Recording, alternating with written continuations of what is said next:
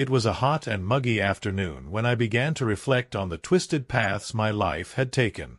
Fresh out of a relationship, I found myself lost, torn apart by conflicting feelings and an agonizing emptiness. My girlfriend, Juliana, had left me, claiming I was self-centered and incapable of seeing her needs. Her face was marked by pain as she accused me of never looking beyond myself, and I, stunned, watched as she packed her things and walked out the door for the last time. I didn't believe she was gone forever. I thought it was just a temporary fight, that soon she would realize her mistake and come back to me. I spent weeks in a state of denial, imagining that at any moment she would contact me, saying she missed me.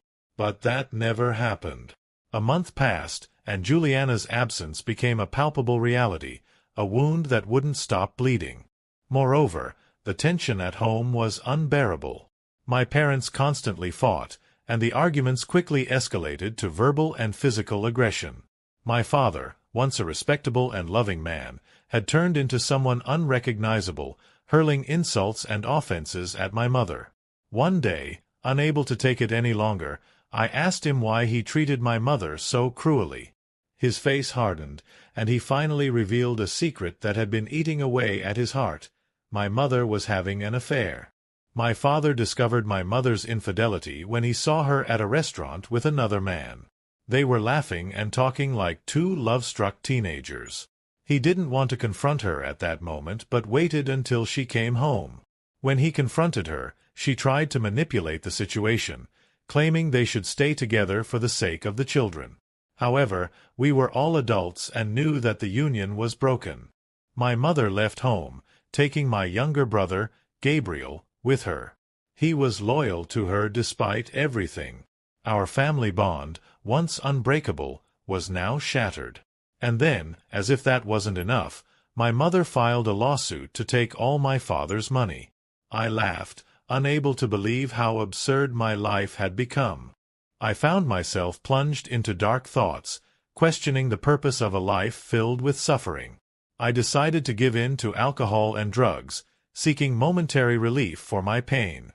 On one of those drunken nights, I remembered an old interest, demonology.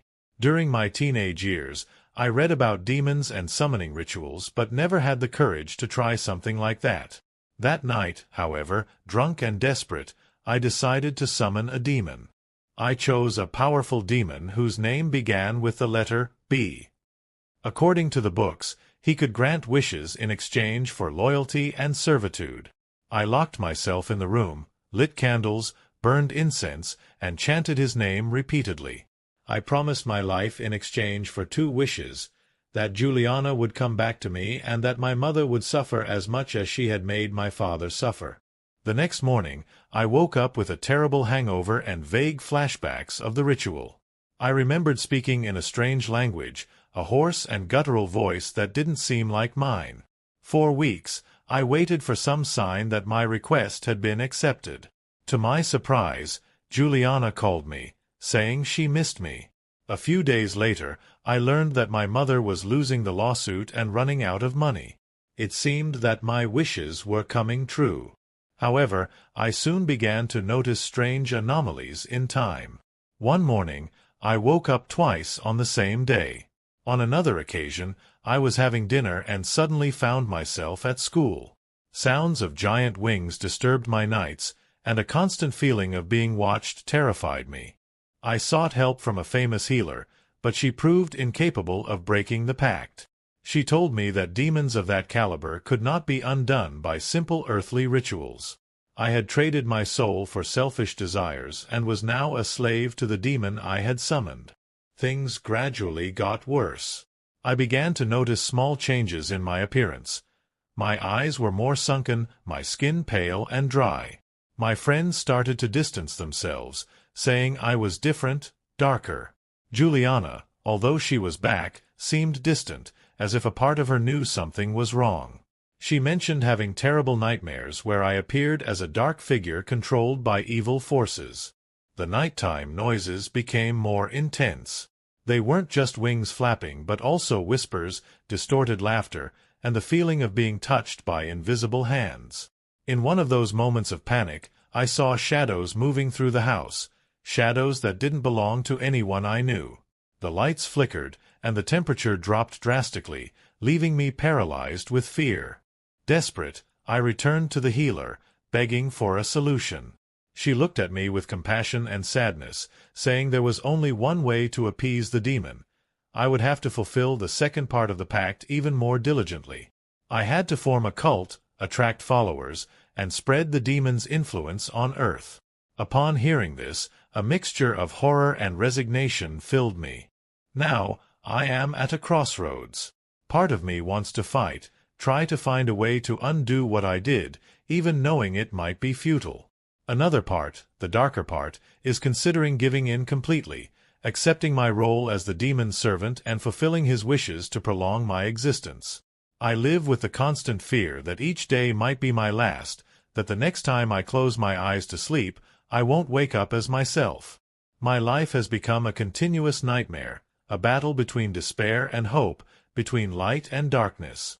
Despair consumed my days, and the nights were even worse. Juliana, although by my side again, seemed increasingly distant, as if an invisible barrier separated us. Her eyes, once full of love, now reflected fear and distrust. She woke up sweaty and breathless, telling me about nightmares where I appeared as a dark figure controlled by evil forces. I listened to her stories in silence, my heart tightened with remorse but without the courage to reveal the truth about the pact I had made. The signs that something terribly wrong was happening continued to manifest. Objects moved by themselves around the house, doors slammed for no apparent reason, and ownerless shadows roamed the walls. I began to feel a constant presence around me, something I couldn't see but knew was there, watching my every move.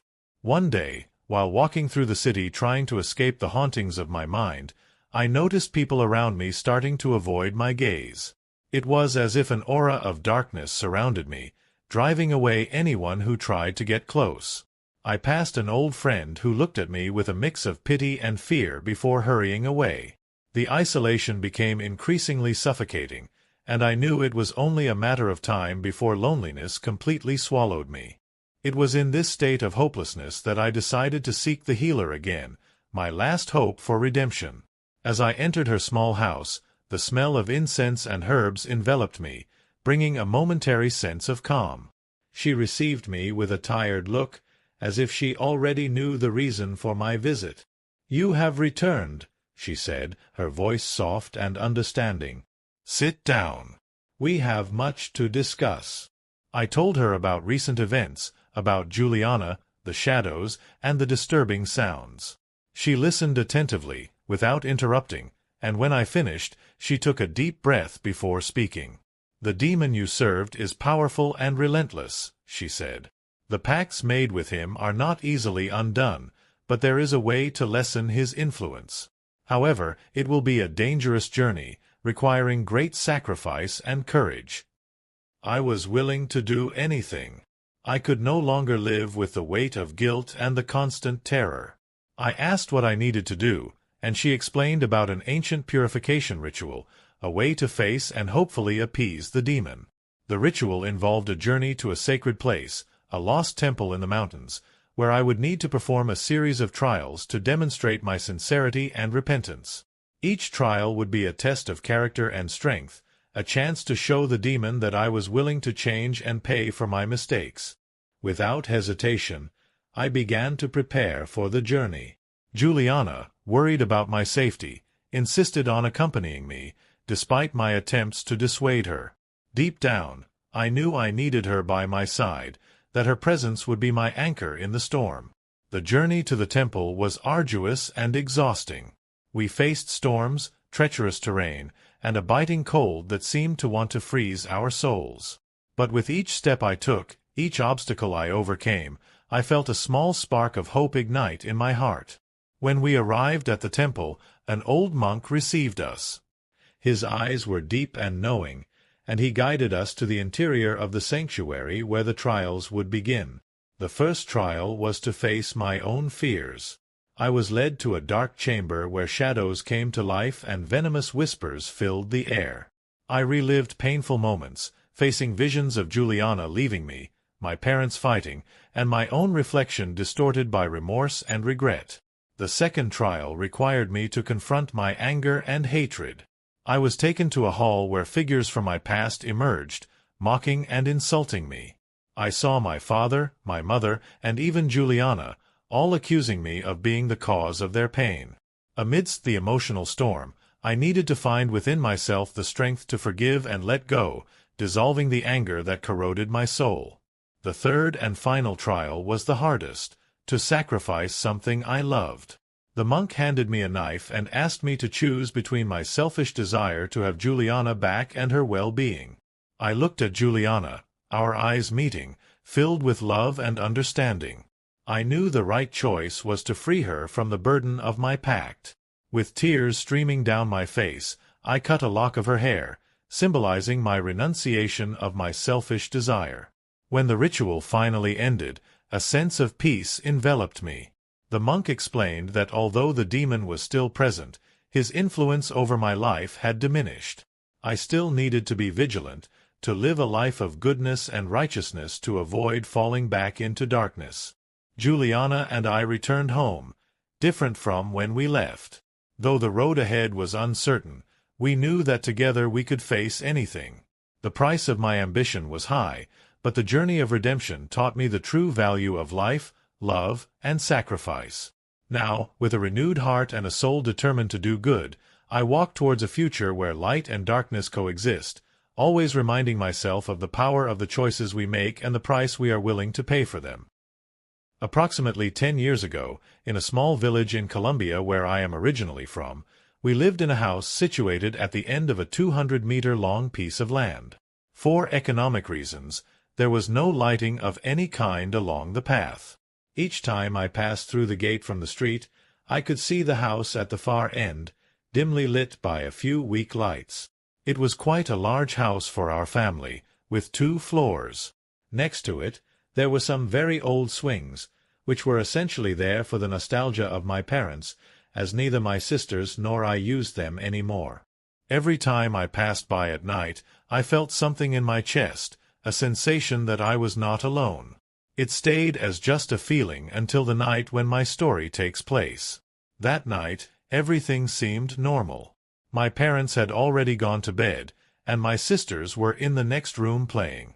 It wasn't past 11 p.m., and I was getting sleepy when I felt a bit hungry and decided to go downstairs to see if I could find something to eat in the refrigerator. As I descended the stairs, I felt a sudden chill, something that put me on alert. The wind whispered through the cracks in the windows, creating a sound that seemed to echo throughout the entire house. I went down quickly and headed straight for the kitchen. Luckily, I found what I was looking for, a piece of homemade bread from the day before. When I turned to go back to my room, I no longer heard my sister's laughter, but a sound in the junk room caught my attention. To this day, I don't know where I got the courage to go check. I was just a child, but even so, I went to see what was happening. I reached the room and turned on the light. From this room, you could see the house's swings. It was a quiet night, no wind, and you could hear some crickets and the distant croak of frogs. The weak moonlight created dancing shadows on the swings, which seemed to move slightly, as if touched by invisible hands. Since I didn't find anything strange, I turned off the light, ready to go back to my room. As I was about to leave, that sound echoed behind me again. It was a kind of sigh, like when you extinguish a candle. I didn't have the courage to look back. So, I quickly went back to my room. I realized my sisters had already gone to sleep. I entered my room and turned on the light as fast as I could, trying to calm down. "It's just my imagination," I told myself, but I was still agitated. From my room's window, I could see the side yard where the swings were. I looked to see if I could see anything. Nothing. There was nothing, and then I calmed down. I finished eating the bread and fell asleep. But then I dreamed. In my dream, I was in my bed, scared. It was raining very hard and it was very cold. I was alone and heard a horrible voice repeating something I couldn't understand. Then I heard something climbing the wall of my house until it reached my window. At that moment, in a leap, I ran out of the room to escape that thing, whose silhouette I could see drawn in the shadow through the window. It had long, disheveled hair and was an extremely thin figure, resembling a woman with a face that looked like a horse's. I felt it enter my room. I ran to escape, and as I was about to touch the doorknob, it grabbed me by the foot and pulled me through the window. At that moment, I woke up. My heart was racing. I wasn't going to let fear control me. So I opened the window and looked outside, saying out loud to myself, "I'm not afraid of you. Whatever you are, God is with me." At that moment, I noticed there was no wind, but the swings started moving in an unusual way, as if someone were pushing them slowly. Suddenly, I felt the night grow darker and regretted what I had done because I had challenged whatever was out there. I quickly went back to my bed and covered my head. Outside, I heard the swings creaking. Suddenly, the sound stopped and there was silence. I tried to calm down, but I could swear I heard something jump over the wall of my house and walk heavily towards it. Suddenly, I heard footsteps running. I didn't know what to do, and it was getting closer. When I heard it close enough, practically outside the swings, I jumped out of bed and ran to the door. At that moment, just like in my dream, I heard that thing climbing up the wall. When I opened the door, there was a terrible moan from that entity behind me. As soon as I managed to open the door, my sisters came running out of their room. We didn't say anything, and all three of us went to our parents' room. We woke them up and told them what had happened. To my surprise, my sisters went through something completely different from me. They heard noises inside the house, outside their door, and saw something dark lurking from the closet. Their description was terrifying: a tall, hunched figure with glowing eyes and a sinister grin, hiding in the shadows. I don't remember exactly what happened afterward. I think my parents got out of bed and turned on the lights to calm us down. We all slept together that night. The anxiety in us was so evident that, despite not seeing or hearing anything themselves, they called a priest the next day to bless the house. When the priest entered my room, besides sprinkling holy water as usual, he began reading a verse from the Bible that I can't remember now. After that, he took off a scapular he was wearing and attached it to the window. I remember the change in his expression, from calm, as if doing routine work, to an expression of concern.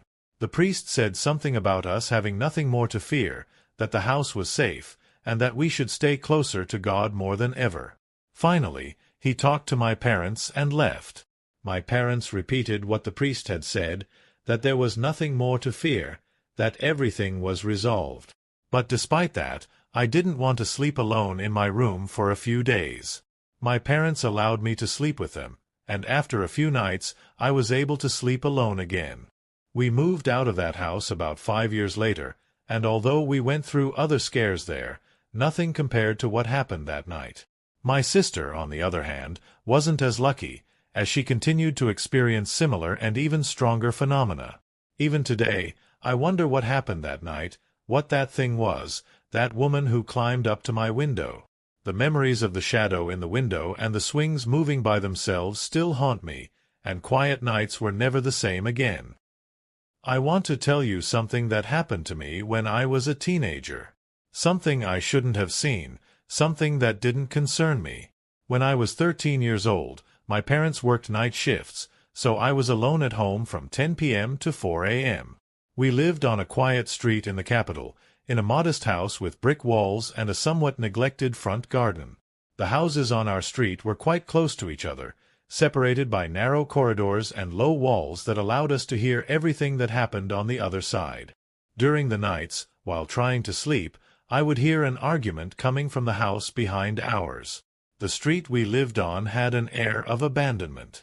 The streetlights dimly lit the street and the worn-out sidewalks, which had weeds growing in their cracks. The old trees cast long shadows that moved with the wind, creating an even more frightening atmosphere when night fell. In this context, in this scenario, I would hear the same argument every night. At first, I was worried, but over time, I started to ignore it. It was always the same thing, An argument that ended in a desperate scream, followed by a loud door slam. After a few minutes, the door would open violently, another scream would echo, and finally, silence. A silence that invaded everything. I remember the first time I heard it clearly. I was in bed with my eyes closed, trying to sleep. It was around 11 p.m. when the screams began. I got up and went to the window, looking at the neighbor's house, expecting to see some light or movement, but there was nothing. Just the usual sound, just the argument, as if it were happening right next to me. After a few minutes, everything went silent.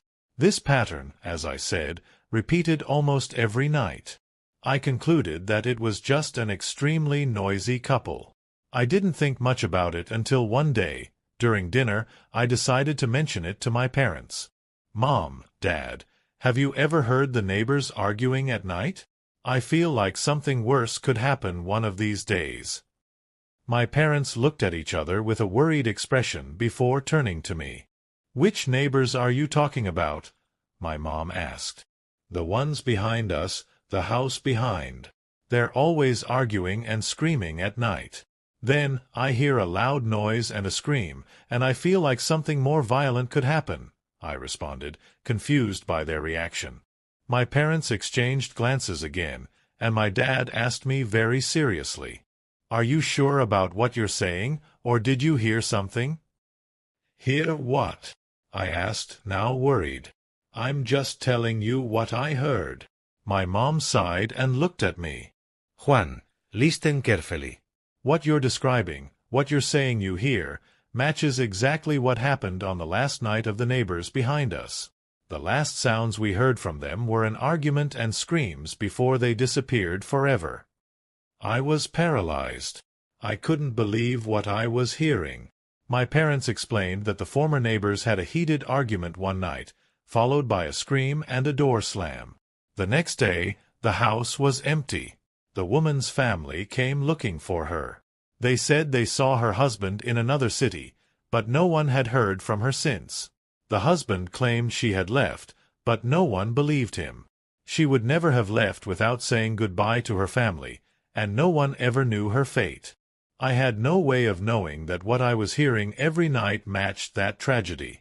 But from that moment on, every time I heard the screams, the loud noises, fear would run through my body. The idea that I might be hearing some kind of echo from the past, a reenactment of that night, filled me with terror. Eventually, we moved out of that house, and I thought I would leave those stories behind. The new house was bigger, brighter, with a well-kept garden and friendly neighbors. But the memory of those screams in the night never left me. Sometimes, in the early hours, it feels like I hear them again, as if the ghosts of those old neighbors had followed me, unable to find rest. On one particularly dark night, many years later, I decided to return to that street. I wanted to close that chapter of my life, find a way to face my fears. I parked the car and slowly walked down the street, feeling the cold wind that made the trees sway. The shadows of the trees seemed to dance, creating ghostly figures on the walls of the houses. I arrived in front of the old house and was surprised to see it abandoned. The windows were broken, and the door was ajar. A sense of dread took over me, but I felt I had to go in. The interior was dusty, with furniture covered by sheets and a musty smell in the air. I walked to the room where I used to sleep, and at that moment I heard the same screams that had terrified me as a teenager. The sounds were so vivid, so present, that they made me doubt if I was really alone. I tried to follow the sounds, which now seemed to come from downstairs. I descended the stairs, each step echoing in the empty house. I reached the living room and saw a shadow moving quickly.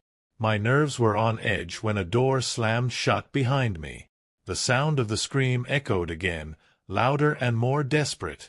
I realized that I was reliving that fateful moment, but this time I seemed to be part of the scene. A pale figure appeared in the hallway, with eyes full of despair and pain. It was the missing woman, her face twisted in agony. She reached out to me, murmuring incomprehensible words. Terrified, I took a step back, feeling the ominous presence of her husband, who now seemed to be lurking in the shadows.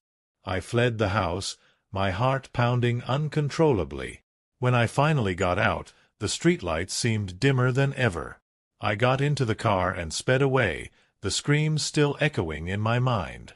Since that night, I have never returned to that street, but the sounds of that infernal argument continue to haunt me, as a reminder that some doors should never be opened, and some secrets should never be unearthed.